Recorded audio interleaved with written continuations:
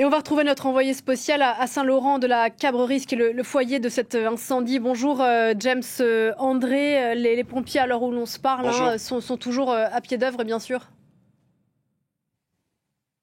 Oui, absolument. C'est très impressionnant ce qu'on voit ici à Saint-Laurent de la Cabrerie. C'est-à-dire que d'abord, il y a les véhicules au sol. Il y a littéralement des dizaines de véhicules et des véhicules lourds réellement adaptés aux interventions en milieu de forêt. Et puis, c'est le balai incessant au-dessus de nos têtes de Canadair, d'hélicoptères, bombardiers d'eau qui passent au-dessus ici. Et lorsqu'on arrive, vous pouvez voir derrière moi les dégâts. C'est-à-dire que on est vraiment sur un village qui a été frappé de plein fouet par cet incendie. 16 000 hectares sont partis en fumée. Les collines que vous pouvez voir derrière moi sont complètement calcinées, de même que les vignes qui se trouvent derrière moi. Et quand on est ici, on se rend compte aussi à quel point cet incendie est rentré en ville. On voit les maisons calcinées. C'est ici qu'une femme d'une soixantaine d'années a perdu la vie. Et donc c'est vraiment des épicentres de cette lutte contre cet incendie qui est maintenant très très large. Il faut savoir que le front de cet incendie fait 90 km de long. Et évidemment, les soldats du feu qui se battent jour et nuit, évidemment, contre cet incendie. Et tout à l'heure, j'ai pu parler à l'un d'entre eux qui était en train de se faire soigner, qui était en train de recevoir des gouttes dans les yeux, tout simplement parce qu'il m'a dit lui-même qu'il avait passé 48 heures en première ligne de cet incendie. Bien sûr, il a dormi quelques heures, mais il y est retourné, et bien que tout simplement ses yeux étaient irrités en raison de la fumée.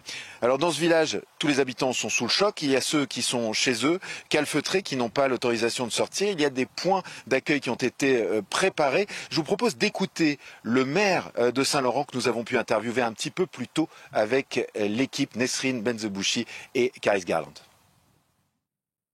Ils sont encore, sous le choc. Donc c'est difficile de savoir ce qu'il y a exactement dans leur tête aujourd'hui, au-delà de la tristesse quand ils regardent les paysages, quand ils regardent que le monde s'est arrêté depuis 48 heures dans notre village. Et c'est là où les services de la mairie et autres, avec les bénévoles, sont là pour essayer de commencer à recueillir un peu tous ces soucis qu'il y a dans les CTS, que les gens fassent sortir leurs ressentis et qu'on puisse leur amener très rapidement des solutions pour qu'ils puissent, dans les jours, dans les semaines qui viennent, recommencer à vivre. Alors les pompiers nous disaient ce matin à l'équipe qu'ils avaient bon espoir d'arriver à circonscrire ce feu dans la journée. Mais le problème c'est que à l'heure où je vous parle, d'abord il fait extrêmement chaud ici et très sec. Et vous pouvez probablement le voir à mes cheveux, le vent s'est relevé, ce qui fait craindre un possible réembrasement. C'est donc véritablement un défi pour ce feu qui est considéré comme l'un des pires de ces 50 dernières années ici en France.